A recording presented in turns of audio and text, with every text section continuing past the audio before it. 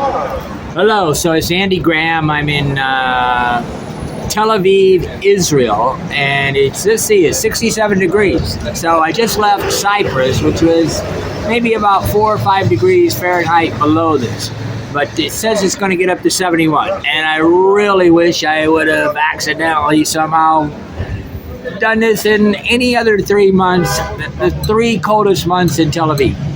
But I want to tell you the story of how I got from Cyprus. What happened was, it started out that I got a cheap airfare for $400 from Chicago all the way to Larnaca, Cyprus for $400 one way, which is an excellent deal. And then I stayed around for about 10 days trying to give it a lick and to see if I wanted to come back for a bite. And my lick was all I needed on Larnaca. I don't really want to return to Cyprus, but it's my 115th country. Okay, so what happened was, I went to the airport and I already had a boarding pass, and I'm very lucky because normally with the boarding pass, what's interesting is you can go buy you can actually have more luggage in a way because they don't measure, they don't have the weights normally at the gates. Sometimes they have that little box where you put your bag into, but I didn't have to worry. I think I might have been overweight for what they wanted. They wanted like 8 kilos, which is pretty small. Okay. Oh, sorry about that. But so I go in, whatever. But I asked, before I went through, I asked the information desk if I needed to go check in, and they said, of course, they said yes. Then I went to the actual place where you go through the scanning of your passport and things like that. And they said no. So I went on in the airport, but I arrived about 5 hours early. And it was really a choice between sitting in a hostel and be totally bored, or kind of, sitting in an airport. Right now, I'm not sure you can see it. I'll try to do better, but the Tel Aviv beach, one of the beaches, is right across the street from where I'm at. So I'm extremely close to the beach, and there's really a good place to exercise and work out across the street. And I'm trying to regroup, recover, buy some things that I really need. Like I probably need another pair of sweatpants or something like that, or a pair of trousers or whatever you want to call them, because it's really too cold. I have plenty of clothing for the tropics, but I'm not really too hot right now. But this is the interesting part. Oh man, how do I get this to go up? It's going to fall. Okay, so I passed the thing, and I even made a little video saying, hey, the security was really mild. I don't understand exactly what's happening, but there wasn't any security, but they didn't really care because they were just putting me through the metal detectors. The actual airport had one of those. There's this new type of metal detector that doesn't require you to take your computer out of the bag, which is real nice. I was in Cyprus, Larnaca, Cyprus. Thank you. Go there. Yeah, thank you, Etsy. Etsy. Very good, lady. I'm totally, I'm very happy they have a free washer and dryer. Actually, a dryer in Europe is highly unusual. But I'm not in Europe, right? I'm actually in the Middle East, I guess. But there's a free washer and dryer in the hostel where I'm at, which is a reason to live in this hostel. Trust me, it's amazing how many hotels, tourist hotels, have no accommodation for washing your clothes. The one in Cyprus had one, but it didn't have a dryer, therefore.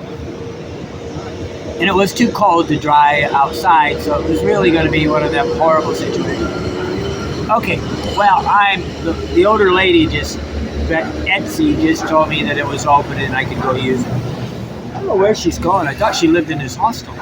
She actually was from Lebanon, well, the border of Lebanon, and she had to leave there because of the the Hezbollah attacks on the border of Israel. So there's a lot of people that have migrated, I think, towards Tel Aviv or whatever, which is probably much more protected than other cities. Okay, but I get through the airport, right? I'm sitting there for 5 hours, and they say they're going to announce the gate at 150 minutes, then 120 minutes, and 100, and then they went straight from announcing the gate to boarding. So I get to the thing. I hand him my passport. I'm all ready to cross in, thinking, I'm all prepared.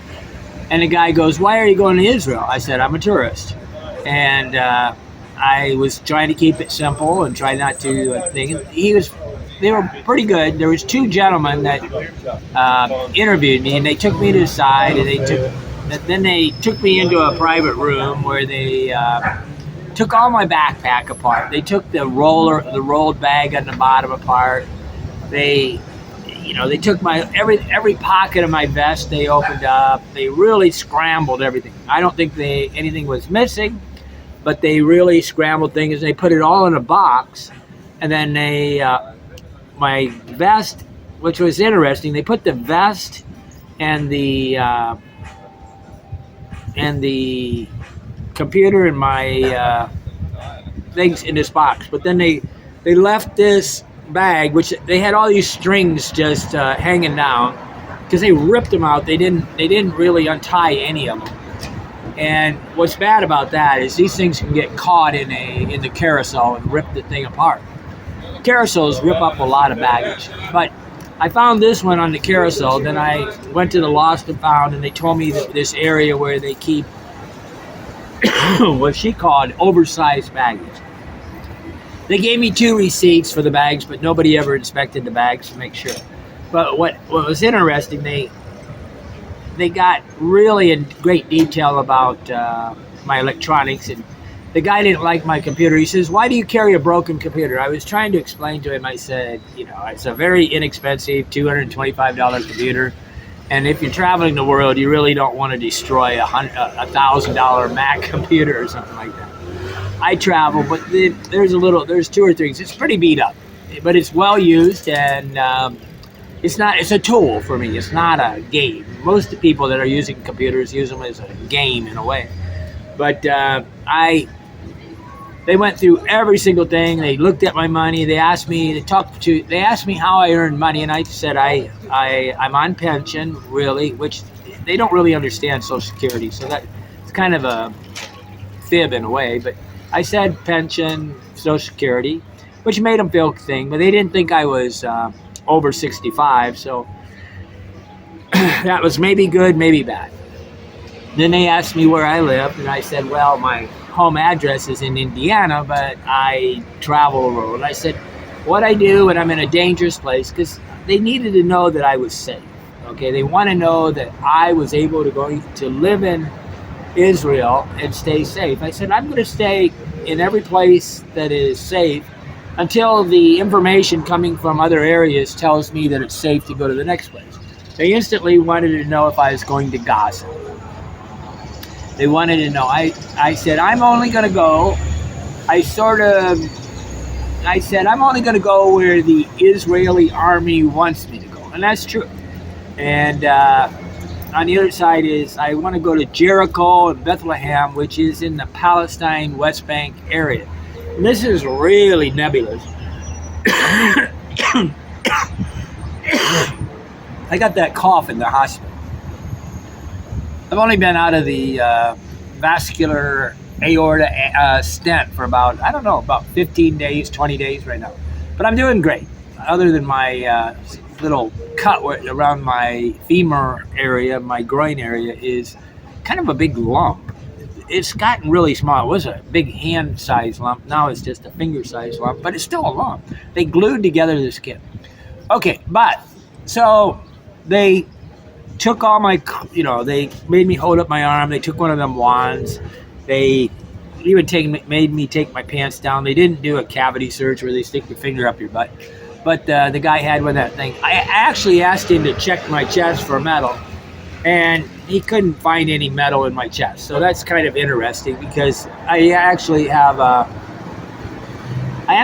a little permit card that says I have a medical card that's kind of flimsy, goofy. I don't know, it's not going to last more than about 4 years before it falls apart because it's cardboard. Maybe a reason why the doctor can get me to come back. I have not needed it yet. I think if he was 23, 24, you might need it. Okay, but I went through the metal detectors every single time I've gone through, whether in Colombia or Panama or Chicago. Nobody's detected the metal inside my chest. Okay, so I had them check that. They couldn't find it, but they literally took and went through all the different, what do you call them?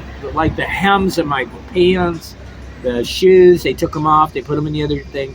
They tore everything apart, and it took almost an hour to do this. And the guy said, "You arrived late." I go, "I didn't arrive late. They just announced the gate." On the other side there was one of these awkward things. They did the same thing in Chicago. They announced the gate, and then they're boarding. I mean, this is the best way possible to help people miss a plane, because you can't just monitor those boards anywhere you're sitting. I was tired, and I was doing different things, and I don't know exactly the time thing, but it instantly changed from we'll announce the gate in so many minutes to we're boarding. Okay, but they finally put me on the plane, and all through this process I had a person talking to me,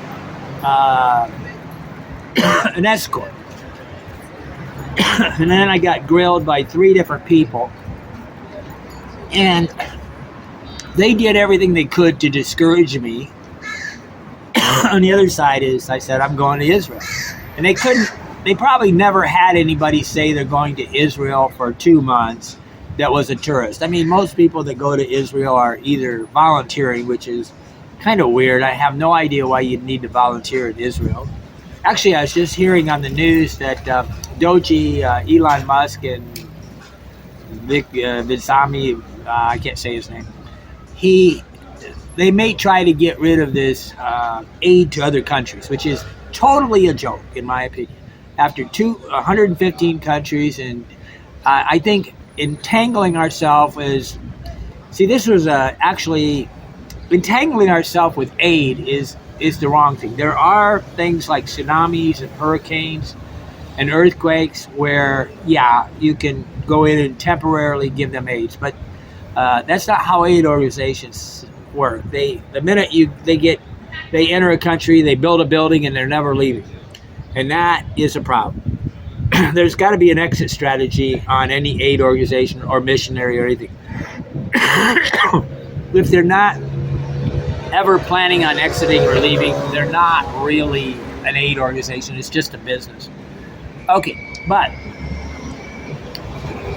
they couldn't figure out what I would do for 2 months in Israel. And I said, I'm a Christian. I got all these places to go. And I tried to get them to talk about Jericho, because my one friend asked me to get water from the Jordan River, and I'm not sure how I'm going to get to the Jordan River. And I don't know. They're offering these tours, and they're offering hostels. They're offering all this stuff, but I really don't think there's many tourists. But maybe what happened is the people near Gaza, or maybe the people near Lebanon, or even now Syria, have all came to the hotels and filled them up. Very possible. I will, keep investigating. I have a complete list of things to do, and every time I get on the Patreon, Sunday night, 9 o'clock, Sunday night, 9 p.m. Eastern Standard Time, Patreon Zoom meeting, we get some more ideas and more things on my list. But I'm very strong. Excuse me. Other than I got a cough in the hospital. You shouldn't get sick in the hospital. Okay, but I went to the Carmel Market, which is not really a destination. It's a street. So it goes on for about, from the place on the map, it goes, I think, south about probably a half mile. Then it comes back to the beach, and it's a really interesting food market. And the price of the food is about half the price of here on the boardwalk. I'm like in Miami Beach on the beach, and all the stores here are servicing the beach crowd, and they're tourist pricing, right? So generally, if you go 1 to 2 miles away from the beach anywhere on the planet, the prices will decrease. There's always what I call the tourist bubble. I'm in the center of the tourist bubble. And this is considered one of the most expensive cities on the planet, Tel Aviv.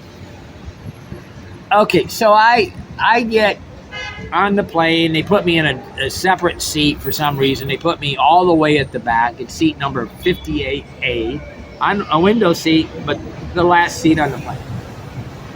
I would guess that's to make sure that I don't get close to the engines, or I get close to the pilots, right? So I can't hijack the plane. Okay, but we get there, I arrive. It's about a 45-minute flight, and then I'm about the last one to get off the plane. But what was interesting is I'm just doing it. Then they had a place where I get a stamp. I take my passport, I put it on it. It went through all these kiosks real easy. They have a new way to enter and leave countries, which makes that universal pass to get in and out of countries kind of a waste of money, because they have extremely large number of passport scanning devices, and it's really kind of humorous to get these TSA passes. They're always trying to make money, right? And truly, all this does is complicate your life, because the time you spent getting that thing was probably all the time you'll ever spend standing in line. Okay, but I did a scan, and then I had a special line where it said foreign passports, and I go over there, and I stood in one line, and I don't know what was happening, but the girl, they weren't letting them in. And then I jumped into another line, and then I get to this girl. She's real nice looking. She looked like a Indiana farm girl. And what was her name? I asked her name. Well, ended up saying, go sit over there. Then they put me in a private room, and the guy asked me about the world. He was a real nice guy. Asked me a lot of questions. But all this took about, I don't know, close to 2 hours. So 2 hours to enter the country of Israel, probably 1 hour of interrogation. They didn't really delay the plane for me in Cyprus. But I got on there the last thing, right? Welcome to the world. This is how they park often in these cities. They park right on the sidewalk, because there's just it's just not made for vehicles. Very few countries are actually capable of dealing with all the different types of vehicles. The United States is a very special country that way. And one of the reasons why we're fat, we can go to the market, buy 5 bags of groceries, go outside, load it in our car, take it home, and live within temptation. Okay, but I finally get everything, and then I have to go find my stuff. It's in a box. It's all spread out all over the place. I had to open the box. There was no label on it telling me that it was a box. They did give me this piece of paper that seemed to have a scan of what it looked like. They gave me 2 tickets, but there was nobody to help me. And I tore open the box, and I had to re-roll my bundle, and I tied it to the bottom of this bag on these ropes, which is a really great way to have a backpack, because it looks like you're poor. But the other thing it does is that you could get a bigger roll, so I could double my clothing, right? Often I double my clothing. It'd be real tempting here to double my blankets. I have 1 blanket here, but it's really not enough. Okay, so with that roll thing, I can double it. I would love to get some more straps on it, so I could put one on the top. I think it would be a better balance if the bundle or the bindle was on the top of the bag instead of the bottom. The balance is too low, and it makes it hard to walk.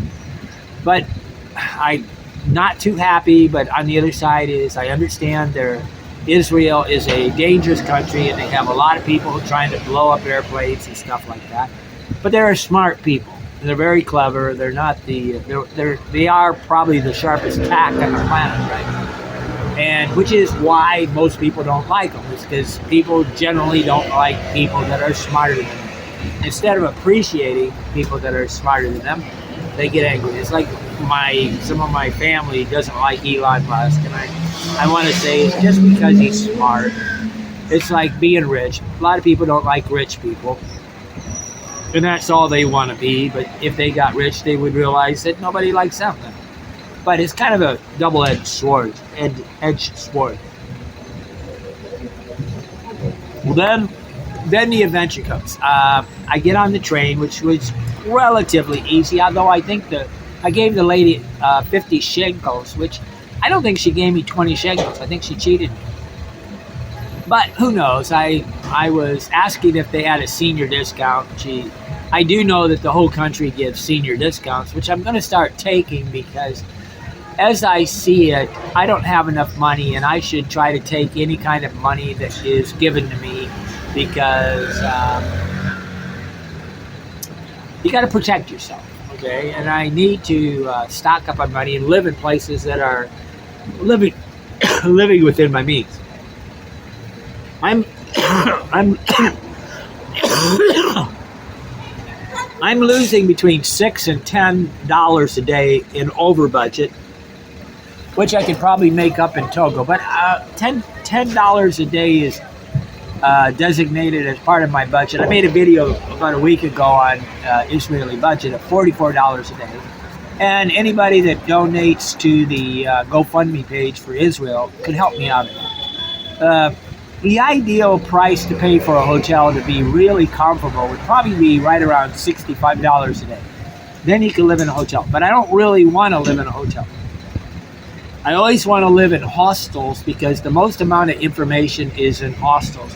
And the quickest way to enculturate yourself, acclimate yourself, become part of the country is to be surrounded by a bunch of people that are going to do it. Like Etsy, the older lady was telling me about Lebanon. There's an older gentleman in my room, a couple drunk Israeli guys that are sleeping all day. I really don't like these hostels where they sleep all day. But the hostel is pretty big. They have a laundry. They don't seem to have a guest kitchen, but I do have a way. I'm debating. I'm probably going to, in the course of 60 days, I will probably add, maybe a hot plate, and I might add some things along the way, and then I will create a second way to tie another bundle to my bag. I don't know. I always seem to accumulate different things. Like I bought some. My number one gear that I should always carry is clothespins. I need the clothespins today, and I bought some. But these converters, I buy a converter in every country, which you just put on the end of my American plug. Then I have an extension cord, and then I plug all my American stuff in there. The guy was giving me a lecture about 220 today, and I didn't have the heart to try to go into detail. But that little black adapter on your smartphone or the little black box on your computer converts 220 to 110 and makes everything work. Really, it actually converts it to 19 volts or 5 volts. But when I got onto the train, I get off, and it seemed very, very close. I thought it was going to be about a 30-minute trip. It was really short. I had a guy reading. Everybody, the younger people, mostly talk English, and they're really helpful. Then I got to the gate, and I asked this lady, young woman, beautiful woman, how to. I tend to do that. I tend to ask the beautiful women for help, and she helped me get on there. Then I finally gave up on finding line number 4 because they had a bunch of construction, and it was getting late. I didn't know what the hostel would do if I tried to check in late. Some hostels and hotels are ridiculous on this stuff.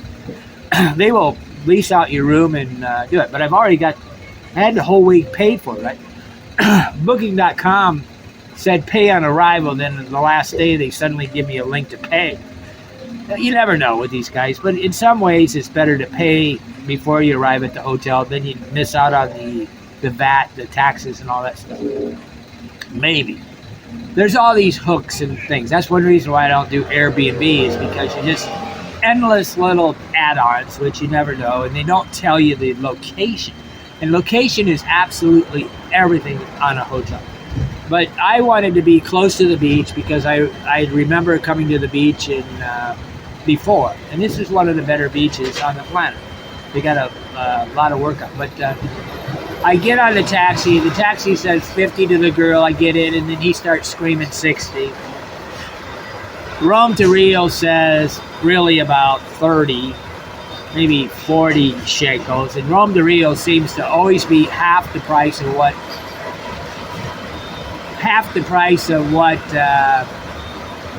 is actuality. Now, don't get me wrong. If I could actually modulated this and arrived at 7 to 10 in the morning when I really like to arrive. Planes are the only time that I cannot arrive on time. So like when I leave Tel Aviv, I'll leave at about 30 minutes, 30 minutes after sunrise, and get into Jerusalem, by 10 o'clock. Okay, and they probably won't let me check into the hotel, but I don't care because I want all that extra free time for adapting.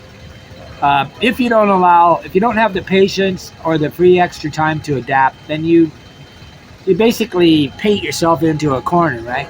And this is extremely common. 90% of people do it. It's like, but at the same sense, I get the taxi. The taxi says, "Oh, I don't speak English." Luckily, I had Booking.com had the